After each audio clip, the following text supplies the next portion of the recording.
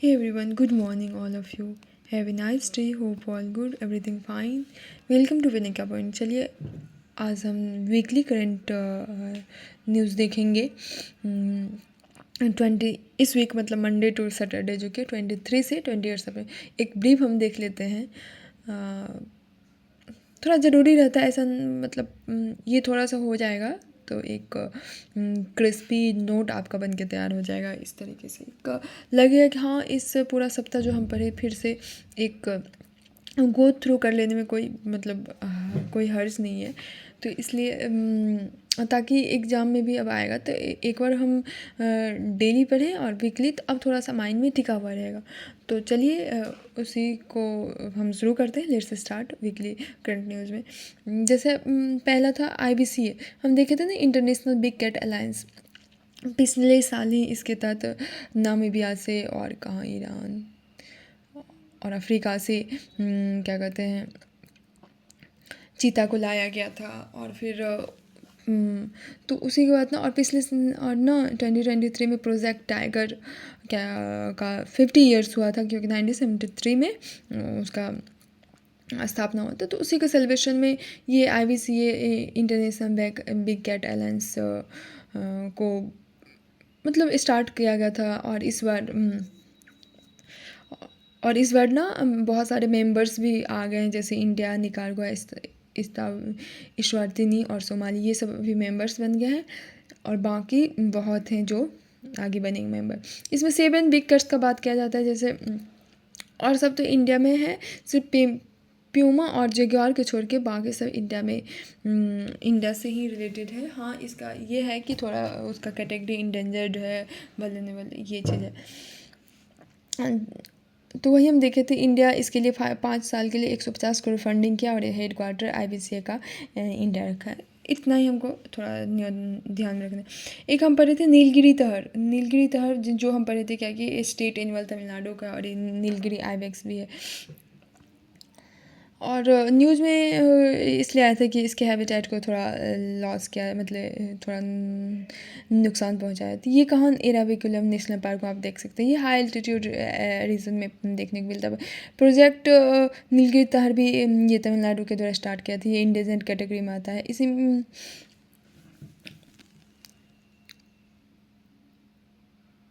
एक हम देखे थे नीला कुरिंजी, एक फ्लावर था जो देखे थे ना कि हर 12 साल पर ये ब्लूम होता है। इसका साइंटिफिक नेम है एस्ट्रोबिलेंथस कुंथियाना, और ये वल्नरेबल कैटेगरी में वेस्टर्न घाट्स में देखने को मिलता है। इसका 30 से 60 सेंटीमीटर एल्टीट्यूड पे मिलता है। ये हनी भी जो इसके पॉलिनेटर के रूप में काम करता है। और केला 40 और ये केला में देखने को मिलता है। और 40% इसका हैबिटेट लॉस हो गया ह्यूमन की वजह से। याद रखना, नीला कुरिंजी और से फ्लावर डेट ब्लूम्स एवरी 12, हर 12 साल पर ब्लूम होता है। और वो पढ़े थे कि इसमें बहुत सारे ट्राइब हैं। ये उतना डिटेल में नहीं जाएंगे, बस एक ब्रीफ हम देखते जाएंगे। जैसे एक न्यूज़ में आया था कॉफ़ी बोर्ड और शायद रबर बोर्ड, तो हम इसका उतना हम डीप में नहीं जाएंगे। बस coffee board, tea board, rubber board, tobacco board, jute board, ये सब का हेड क्वार्टर और ये एक्ट देख लें। जैसे कॉफ़ी बोर्ड बना 1942 के act, coffee board act 1942, head quarter इसका बेंगलुरु है। जैसे टी बोर्ड 1953 में टी बोर्ड एक्ट बना, और उससे फिर कोलकाता। जैसे रबर बोर्ड का हेड क्वार्टर कहाँ है, मतलब इसका कहाँ है, तो कोट्टयम केरला, और 1955 एक्ट के तहत बना। Tobacco board 1975 Guntur Andhra Pradesh. Jute board Kolkata में, इसको गोल्डन फाइबर भी कहा जाता है। फिर हम देखे थे PM जनजातीय उन्नत ग्राम अभियान, इसमें हम देखे थे ना स्पेशली ये जो भी SC ST हैं, जो ट्रैवल कम्युनिटीज़ हैं, जो PVTs हैं, पार्टिकुलरली वल्नरेबल ट्रैवल ग्रुप, वो उन सब को एक सोशियो इकोनॉमिक कंडीशन हम इम्प्रूव करें। सोशियो इकोनॉमिक कंडीशन इम्प्रूव करने के मतलब उसको हेल्थ फैसिलिटी उसका देखें, उसका बेसिक जो भी ज़रूरत है, हेल्थ, फूड, मेडिकल, ये सब हम उसको पूरा करें। तो इसमें 79,156 मतलब लगभग 80,000 करोड़ का बजट इसके लिए दिया गया था। इसमें 4 गोल रखा गया था कि इसके तहत इस गोल को पूरा करना है। तो PM जनजातीय उन्नत ग्राम अभियान याद रखना है, स्पेशली ये सोशियो इकोनॉमिक कंडीशन को इम्प्रूव करना, किसके, ट्रैवल कम्युनिटी के, खास करके PVTG का। अगला हम देखते हैं सेंट्रल वाटर कमीशन। ये एक ये न्यूज़ में इसलिए आया कि ऐसा था ना क्या कि बंगाल साउथ बंगाल बंगाल में दामोदर जैसे यहाँ कोसी बिहार के लिए कोसी सोरो बिहार का, उसी तरह सोरो बंगाल दामोदर को कहा जाता है। और ऐसा कहा गया कि मतलब वेस्ट बंगाल गवर्नमेंट का कहना है कि वो बांध खोल दिया, ये लंथवंद उससे बाढ़ आ गया तो चूँकि दामोदर में। तो न्यूज़ में वो सवाल है, लेकिन हम ये देखेंगे सेंट्रल वाटर कमीशन और इस पे ही एलिगेशन लगे। तो ये सेंट्रल वाटर कमीशन क्या स्ट्रेचरी बॉडी है, हेडक्वार्टर न्यू दिल्ली, जल शक्ति मिनिस्ट्री के अंदर आता है। 1945 में इसका स्थापना हुआ था। इसका काम क्या है, flood control, irrigation, navigation, drinking water supply से, ये सब इसका सेंट्रल वाटर कमीशन का काम है। अगला हम देखेंगे वर्ल्ड राइनो डे। अगला देखेंगे हम वर्ल्ड राइनो डे। ये कब मनाया जाता है? 22 सितंबर को मनाया जाता है। इसमें वही है क्या कि राइनो का संख्या धीरे धीरे घट रहा है। ये वल्नरेबल कैटेगरी, इसके 5 स्पीसीज होते हैं, 5 स्पीसीज। उसमें सबसे इम्पोर्टेंट है ग्रेटर वन हॉर्न्ड राइनो, और ये स्पेशली इंडिया में ही पाया जाता है। जैसे इंडिया के कौन था, कूनू, कौन नेशनल पार्क था, कूनू नहीं, का काजीरंगा, काजीरंगा नेशनल पार्क, और फिर असम में भी देखा जाता है। ये सबसे 5 स्पीसीज़ में सबसे बड़ा होता है ये वल्नरेबल कैटेगरी में। इसलिए इसके लिए इसके इसके प्रति अवेयर लोगों को अवेयर करना है, इसके कंजर्वेशन को देखना है। वो पहली बार इसको मनाया जाने लगा, इम्पोर्टेंस है वर्ल्ड वाइल्ड लाइफ फंड के द्वारा। दिल्ली डिक्लेरेशन भी हुआ उसमें, न्यू दिल्ली डिक्लेरेशन में फिर प्रोजेक्ट राइनो भी लाया गया। और फिर इसके देखा गया कि इसका किस तरीके से संख्या घट रहा है। जैसे मेडिसिनल यूज भी बढ़ते जा रहा है और पोचिंग भी इसका हो रहा है। तो वर्ल्ड राइनो 22 सितंबर को याद रखना है। अब है अगला हम देखेंगे एसोसाई। एसोसाई इसलिए न्यूज़ में क्योंकि इसका ना न्यू दिल्ली में 16th असेंबली होने जा रहा है, मतलब हो गया है। एसोसाई क्या है हम देखते हैं। ये फुल फॉर्म देखिए, Asian organisation of supreme audit institution. Audit क्या होता है, जैसे हम इंडिया में बात करें तो ऑडिटिंग का काम कौन करता है, CAG, controller and auditor general of India. तो उसी तरह ये ना एशियन और जितने भी एशियन कंट्री हैं वही Asian organisation supreme audit institution. और एक इंटोसाई होता है, मतलब इंटरनेशनल, एक होता है international organisation of supreme court. ये एसोसाई जो है इंटोसाई का पार्ट है, एशियन इंटरनेशनल का। फोकस वही है कि कॉपरेशन को हम और बूस्ट करें, सहभागिता और बढ़ाएं, और फिर हम पब्लिक ऑडिट स्टैंडर्ड जो है इंडिया का उसमें हम इम्प्रूव करें। 11 मेंबर ये ऑर्गेनाइजेशन है, इंडिया इसका पार्ट है। और इस न्यूज़ में इसलिए आ गया, थोड़ा इम्पोर्टेंट हो जाता है ताकि क्या कहते हैं, इंडिया के CAG, controller and auditor general of India, CAG को चेयरमैन बनाया गया है इसका एसोसाई का 2024 से 2027। तो इसलिए थोड़ा इम्पोर्टेंट। और ये 16th असेंबली, पहला असेंबली 1979 न्यू दिल्ली में हुआ था और 16th असेंबली में न्यू दिल्ली में होने जा रहा है। तो समझ में आ गया एसोसाई क्या है। अगला हम देखेंगे पीएम विश्वकर्मा स्कीम। ये तो हम आप लोग को भी पता होगी, ये मतलब न्यू स्कीम नहीं है, पिछले साल ही मोदी जी के अपने बर्थडे पे मतलब 17 सितंबर 2023 को इस स्कीम को लाए थे। स्पेशली ये किसके लिए ये स्कीम, ये आर्टिसंस और क्राफ्ट्स पीपल जो है उसको सपोर्ट देना, कंप्रेसिवली उसको सपोर्ट देना। एक सेंट्रल सेक्टर स्कीम है और ये एमएसएमई मिनिस्ट्री के अंदर आता है बहुत सारे।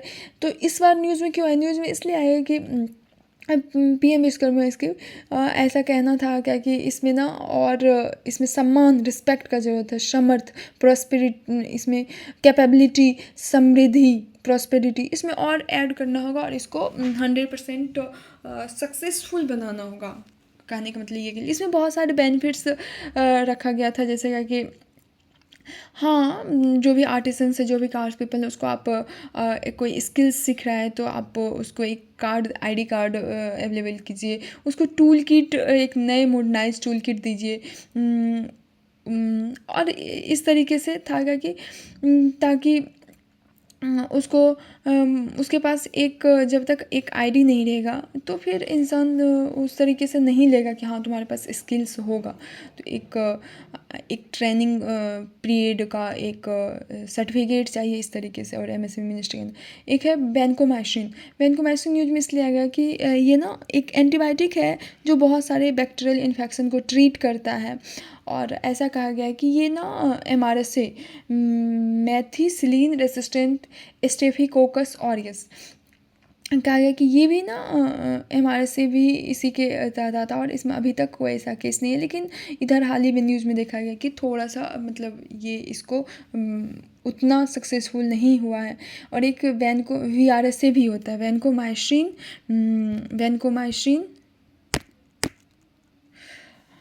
रेसिस्टेंट स्टेफिकोकस। ये MRSA ने एक स्ट्रेन है, और जो वैनकोमाइसिन के अंदर ही आके काम करता है।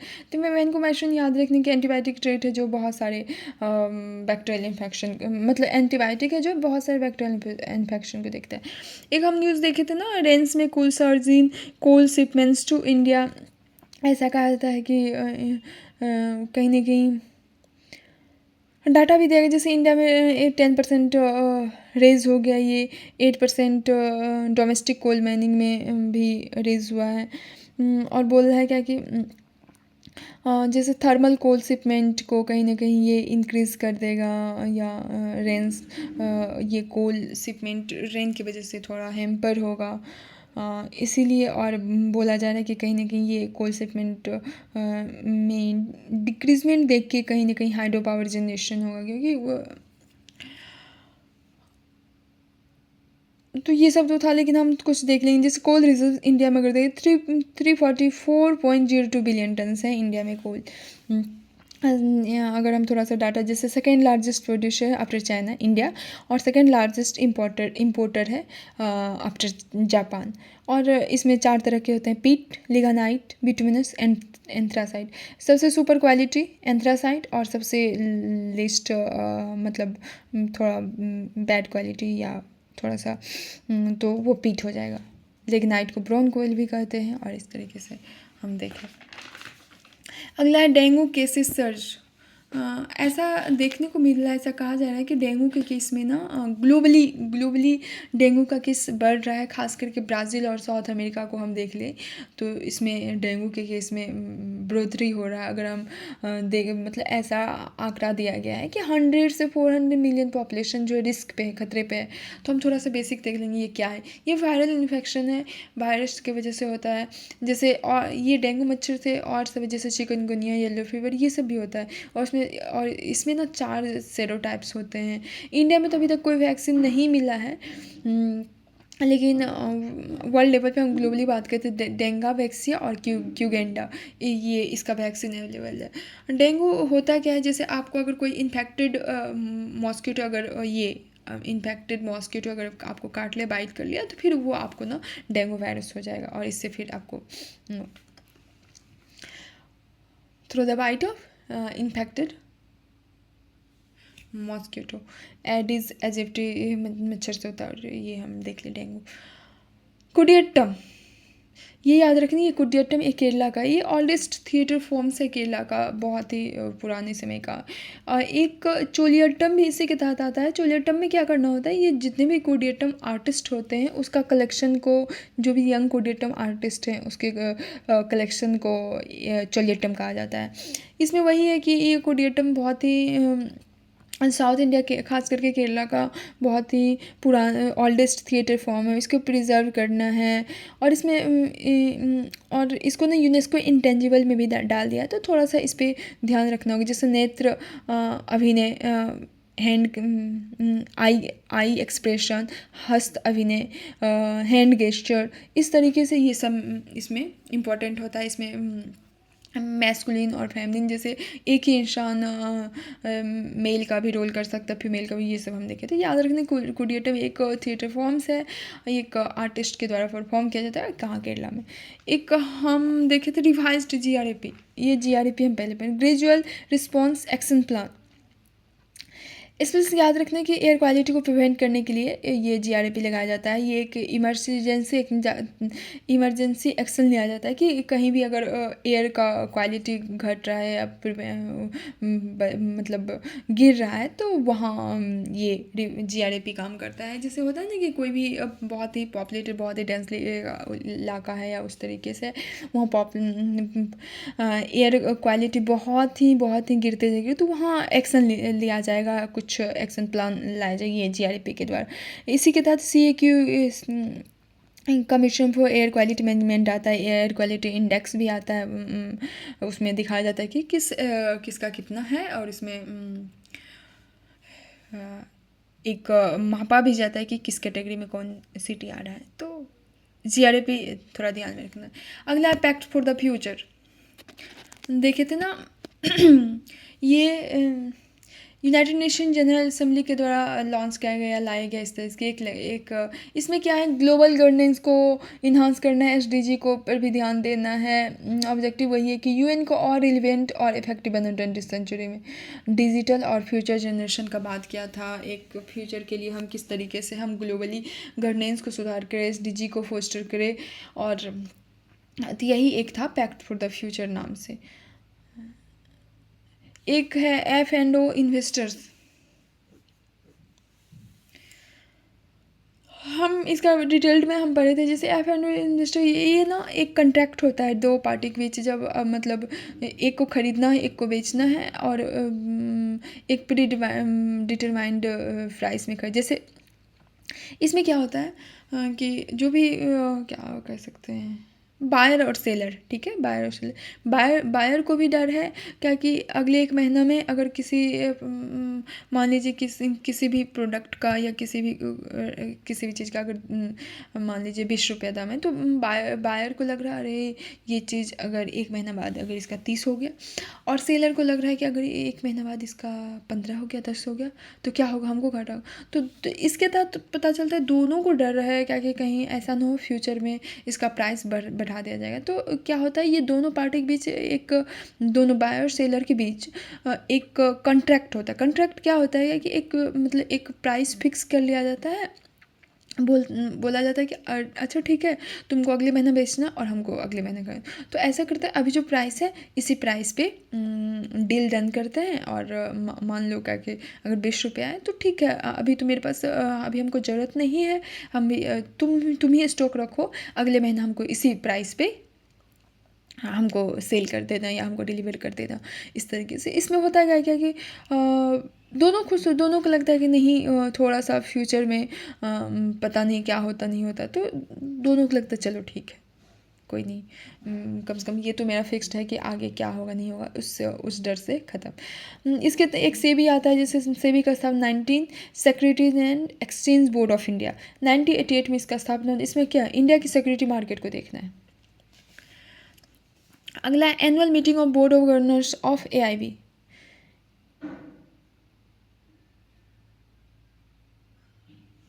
ये ना बोर्ड ऑफ गवर्नर्स का एनुअल मीटिंग AIB का हुआ। इसमें हमारे फाइनेंस मिनिस्टर हिस्सा ली थी। ये 9th एडिशन था, समरकंद उज्बेकिस्तान में हुआ। फाउंडिंग मेंबर 57 था, और अभी प्रेजेंट में अगर पूछा जाए तो 100 मेंबर। जैसे इसमें क्या है, ये AIB के इसमें कि डाइवर्स सेक्टर को फंडिंग देना, जैसे एनर्जी हो, ट्रांसपोर्टेशन हो, टेलीकम्युनिकेशन, अर्बन डेवलपमेंट और रूरल इंफ्रास्ट्रक्चर, ये सबको फंडिंग देना। इसका स्थापना कब हुआ था, 2018 में हुआ था, याद रखना है। समरकंद उज्बेकिस्तान में हुआ था, हमारे फाइनेंस मिनिस्टर के द्वारा इसको बोर्ड ऑफ गवर्नर्स यहाँ अटेंड किया गया था थोड़ा। अगला हम देखे थे ना तुवालू, ये एक पॉलिनेशियन कंट्री है, वेस्ट पैसिफिक ओशियन के वेस्ट सेंट्रल में पड़ता है, खासकर अगर देखा जाए तो साउथ और ईस्टर्न हेमिस्फीयर में भी पड़ता है। ये न्यूज़ में इसलिए आएगा कि क्लाइमेट चेंज की वजह से ऐसा कहा जाए कि अगले 50 साल या क्या था, अगले कुछ सालों बाद ये सब मर्ज हो जाएगा, मतलब पूरा तरह से ये पानी में एकदम से जलमग्न हो जाएगा। जैसे इसके कैपिटल सिटी हम वेकाको देख लेते हैं, इसके बहुत सारे बॉर्डरिंग कंट्रीज जैसे समोआ ने नौरू किरिबाती ये सब। तो तुवालू थोड़ा न्यूज़ में आया था, क्यों आया था ये याद रखना है। अगला हम देखेंगे नगर वन योजना। नगर वन योजना हम देखे थे ना, क्या कि नगर मतलब क्या होता है, सिटी, और वन मतलब फॉरेस्ट, और योजना मतलब स्कीम। तो क्या है, सिटी में हमको फॉरेस्ट को लगाना है, या एक उस तरीके से इसमें क्या कहो, जैसे नगर वन हमको फॉरेस्ट लगाना है, सैपलिंग्स लगाना है, नगर वाटिका तैयार करना है अर्बन और से पेरी अर्बन एरिया में, जिससे जिससे ग्रीनरी बना रहे, बायोडाइवर्सिटी इकोलॉजिकल बैलेंस रहेगा। स्मृति वन, स्मृति वाटिका, इस तरीके से बायो ये बटरफ्लाई कंजर्वेशन, मतलब एक अर्बन, स्पेशली ये अर्बन के लिए है। अभी तो शुरुआत में टारगेट रखा गया था 100 डेज़ में 100 नगर वन हमको अप्रूव करना, लेकिन इसका ना 2027 में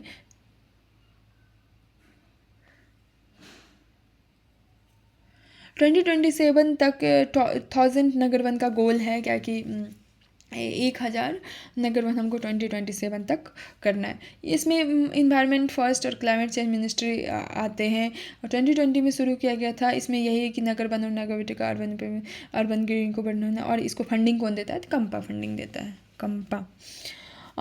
अगला है, हम देखे थे ना अपाचे अटैक हेलीकॉप्टर। ये एक मल्टी रोल कॉम्बैट हेलीकॉप्टर है, यूएसए के द्वारा शुरू को ये दिया गया, और ये मैन्युफैक्चर किया बोइंग, और इसको अपाचे गार्जन भी किया जाता है। ये इसमें infrared laser, integrated infrared laser सब यूज किया जाता है, ओपन सिस्टम आर्किटेक्चर होता है। अपाचे अटैक हेलीकॉप्टर याद रखनी, ये मल्टी रोल कॉम्बैट हेलीकॉप्टर है। अगला CSPI प्रोग्राम, ये फुल फॉर्म थोड़ा देख लेते हैं। Security certified security professional for AI, artificial intelligence. ये 13 इसमें आता है। मीटी और सीसा आता है। सीसा क्या, ये मीटी मिनिस्ट्री आता है। सीसा क्या है, ये प्राइवेट साइबर सिक्योरिटी फर्म है। इसमें वही है कि पहला अभी तक का पहला अमेरिकन नेशनल इंस्टीट्यूट है जो सर्टिफिकेशन अप्रूव करता है। इसमें इंसिडेंट प्रिवेंशन और रिस्पॉन्स सर्विस का बात करते हैं। CSPI programme certified security professional for artificial intelligence के लिए सिक्योरिटी, हम सर्टिफाइड सिक्योरिटी हम प्रोवाइड करें प्रोफेशनल के लिए। कभी कभी फुल फॉर्म से भी आपको थोड़ा आइडिया लग जाएगा कि हाँ ये किसका बात कर रहा है। जैसे फुल फॉर्म याद रखना, certified security professional for AI, artificial intelligence. एक हम हेयर कट हम देखे थे। हेयर कट, ये हेयर कट नहीं है, ये इकोनॉमिक का टर्म्स है, जहाँ क्या होता है कि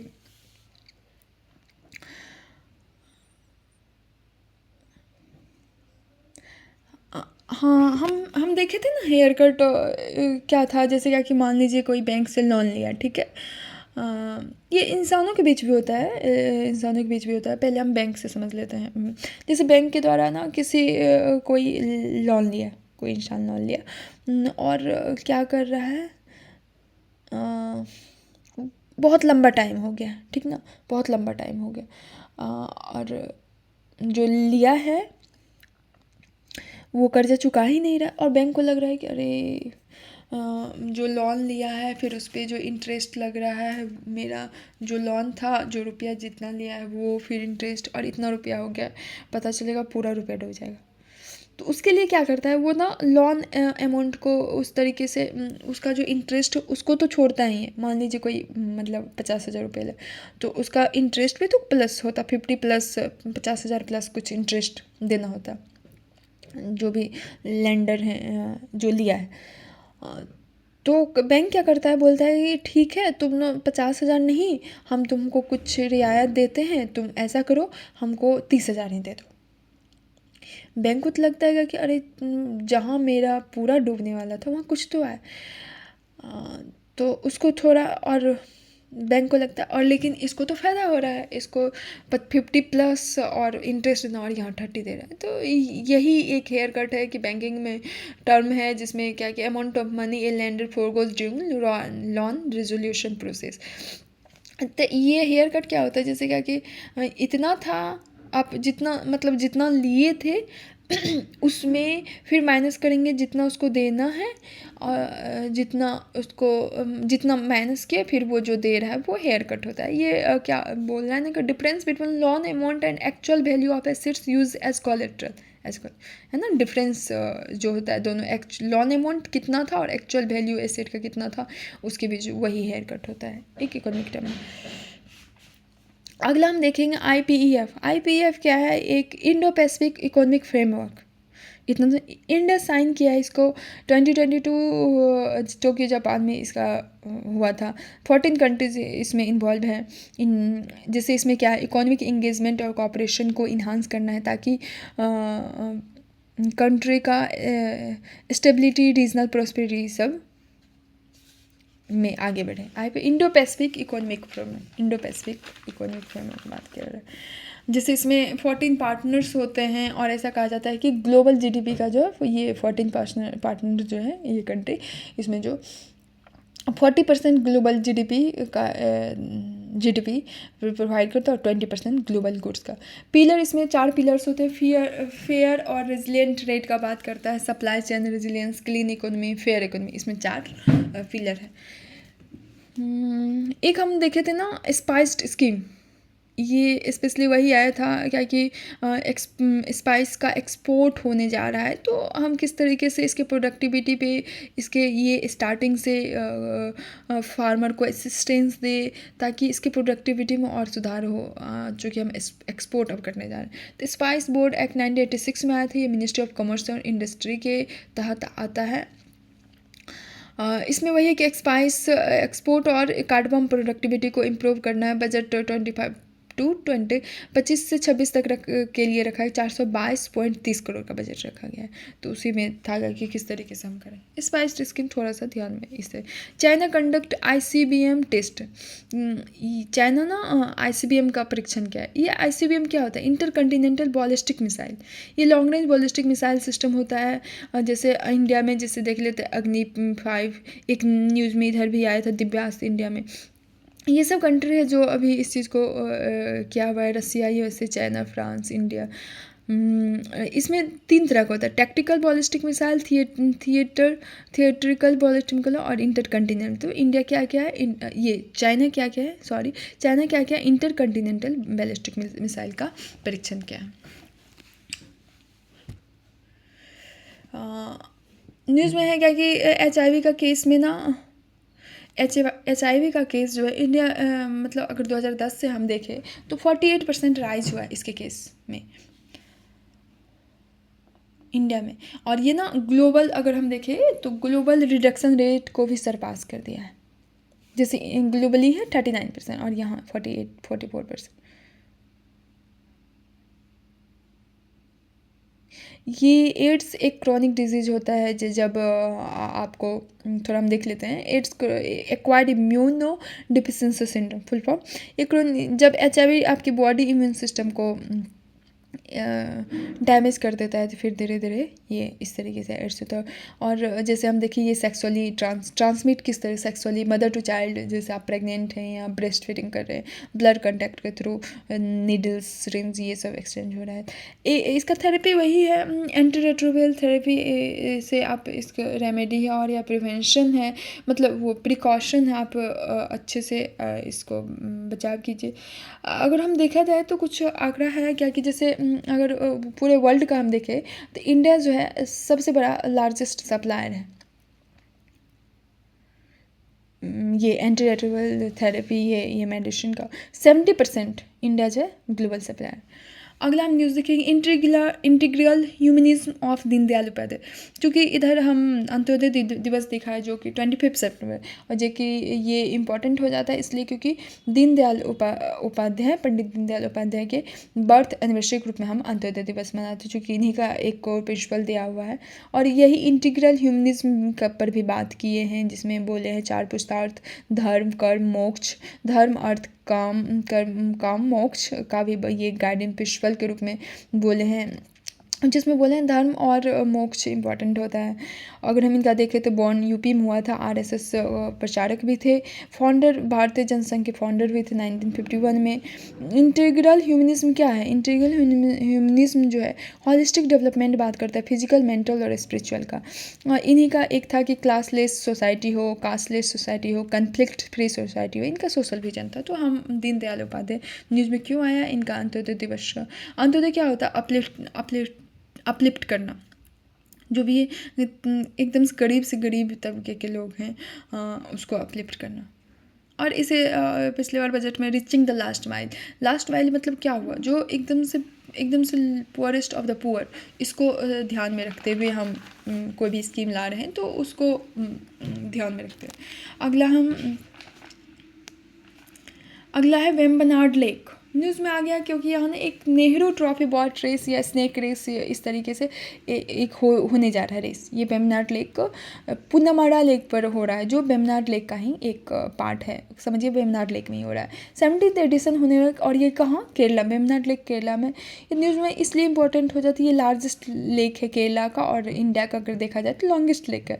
रामसर साइट में इसको 2022 में डाला था। रामसर आपको पता ही होगा, रामसर साइट में जो भी वेटलैंड्स होते हैं, जो भी मैनग्रोव्स होते हैं, आर्द्रभूमि, उसको रामसर में। सेकेंड लार्जेस्ट रामसर साइट है ये सुंदरबन के बाद कुमारकोम बर्ड सेंचुरी में। वेम्बनाड लेक याद रखना है क्या कि केरला में है, और ये लार्जेस्ट लेक है केरला का और लॉन्गेस्ट लेक है इंडिया का, और रामसर में 2022 में डाला गया था। अब अगला है अभेद light weight bulletproof jacket.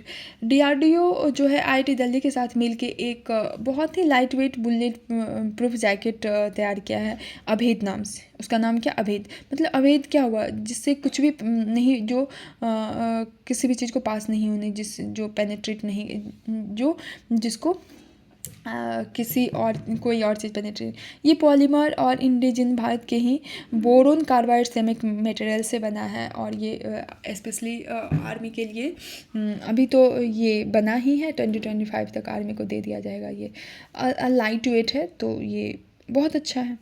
तो याद रखना, अभेद एक light weight bulletproof jacket है।